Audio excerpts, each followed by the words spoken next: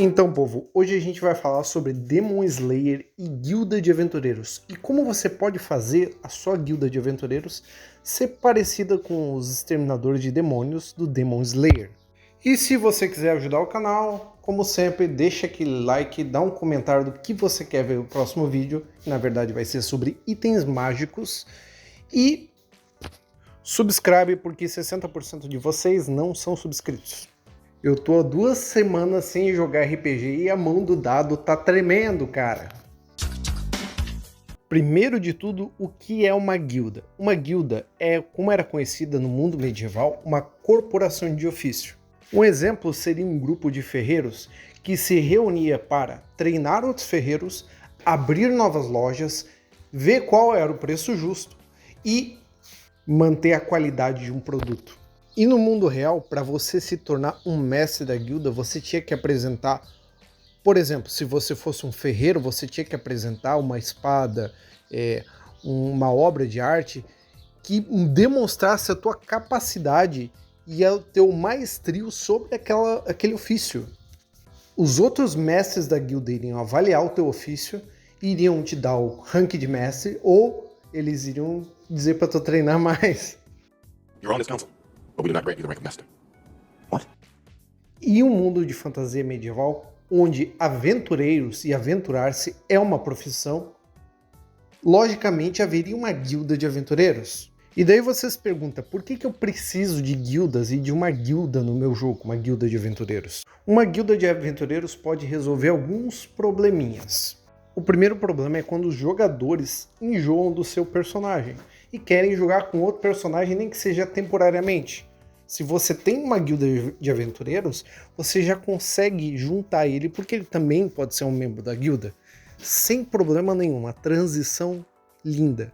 O segundo problema é quando um personagem morre e você tem que juntar o grupo novamente para fazer eles se aventurarem. Quando é um membro da guilda, você simplesmente põe o membro da guilda lá e não precisa de nenhuma explicação.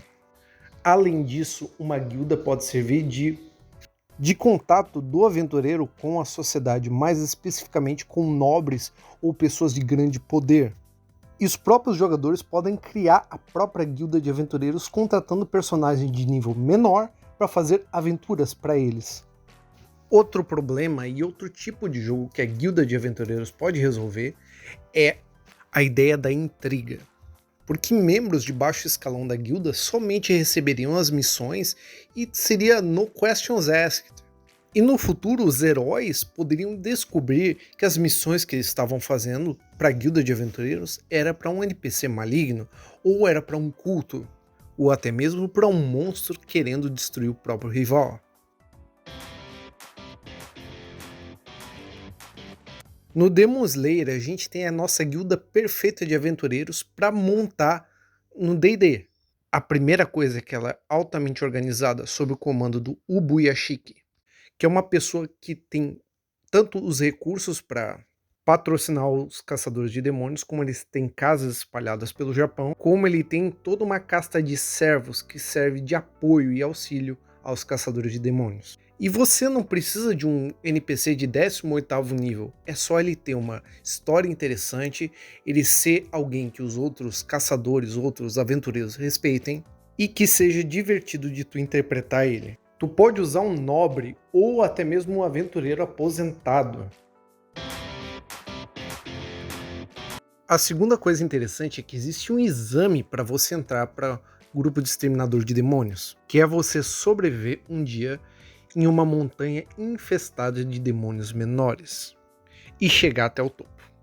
No teu jogo também pode ter um teste para você entrar para a guilda de aventureiros e se tornar um membro real da guilda. Pode ser até uma dungeon embaixo da guilda de aventureiros, ou um duelo com membros mais experientes da guilda. E se os jogadores montarem a própria guilda de aventureiros, eles mesmos podem testar membros que vão entrar através de um desafio, um combate. As outras coisas, além de missões que o grupo de exterminadores de demônios oferecem, são a comunicação e os recursos.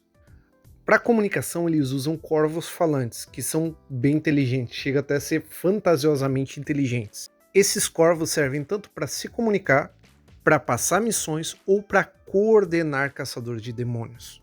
Cada caçador de demônios tem o seu corvo pessoal.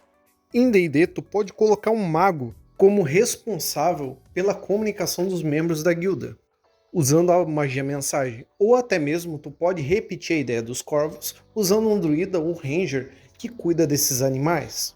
A ideia é que a guilda sempre está em comunicação e sempre fornece informações para os jogadores e missões novas. E se os jogadores montarem a própria guilda, eles podem contratar um mago NPC, cara, para fazer isso. Ou até mesmo um druida de nível baixo para fazer isso, um ranger. Outra coisa que o grupo de caçadores de demônio oferece a seus membros são as Nichirin Swords, as lâminas Nichirin, que são feitas de um metal especializado que absorve e guarda a luz do sol, que é a única coisa que consegue afetar demônios. Isso ajuda bastante também na tua campanha, porque tu pode permitir aos jogadores comprar itens mágicos ou até dar itens mágicos para eles de acordo com a missão deles. O teu mundo de campanha pode ser low magic, mas uma guilda de aventureiros é altamente especializada, então eles conseguem fornecer coisas ou vender coisas a seus membros que ele não vai conseguir achar em nenhum outro lugar. E isso vai desde poções de cura, pergaminhos, até itens mágicos muito raros. Claro que isso vai de acordo com o que os teus personagens têm de status na guilda. Afinal, a guilda não vai desperdiçar recursos com quem não é de confiança. E finalmente em Demon Slayer, a guilda de caçadores de demônios tem uma hierarquia fechada, que é baseada na confiança e no poder. Mais embaixo ela tem os ajudantes.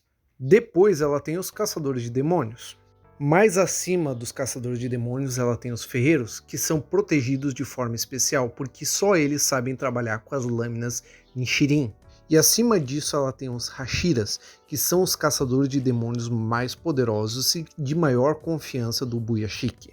E na tua guilda tu pode fazer a mesma coisa, alguém responsável pela comunicação, alguém responsável por fazer os itens mágicos ou conseguir os itens mágicos, alguém responsável por conseguir as missões e fazer as missões entrar em contato com os nobres e com os grandes burgueses e senhores de terra, e algum tipo de graduação para ver qual é a força dos aventureiros. Como uma patente de exército mesmo, aventureiros de nível baixo teriam uma patente menor que ela iria evoluindo com o número de serviços e com a lealdade que eles demonstram à guilda de aventureiros.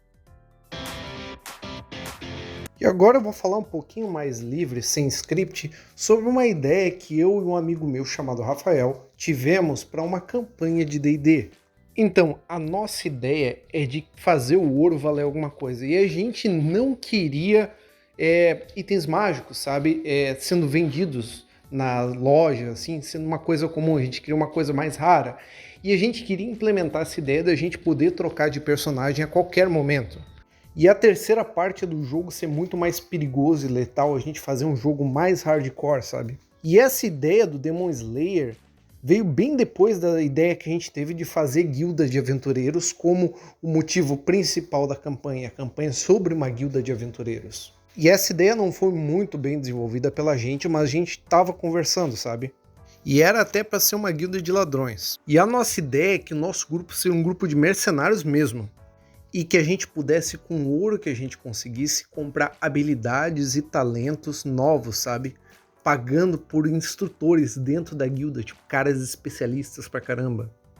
Então a gente faria uma tabela de ouro de quanto custaria para ser treinado em uma habilidade, um talento, evoluir um atributo, e quanto custaria um item mágico pra gente, assim, dentro da guilda. Óbvio que essa ideia não foi pra frente porque a gente começou a jogar Tumba da Aniquilação, tô jogando de ladrão, como todo mundo sabe. E a segunda ideia da guilda é que a gente não teria ideia de quem seriam as pessoas que contratariam a gente, porque a guilda de aventureiros seria intermediária, e a gente não saberia se a missão que a gente fizesse era para ser alguém bom, para alguém mal, com fins bons ou com fins maus. A gente não teria essa ideia, entendeu?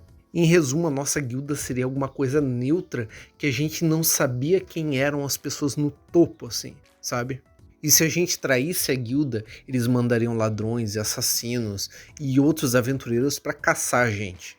E além de tudo, teria um mistério de o porquê a guilda foi criada e qual é o propósito real da guilda e não o propósito que ela se apresenta para a sociedade. Essa era a ideia de campanha que a gente tinha.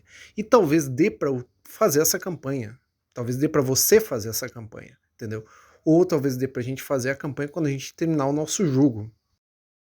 E chegamos no final, galera. Comenta aí o que tu achou dessas ideias, se é possível implementar, se você já teve uma ideia parecida.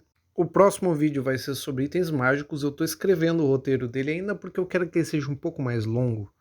Se tu quiser me pagar um cafezinho, tem o link embaixo. E eu sempre leio todos os comentários e obrigado para as pessoas que me corrigiram e que me deram dicas, ok? Até a próxima. Fui!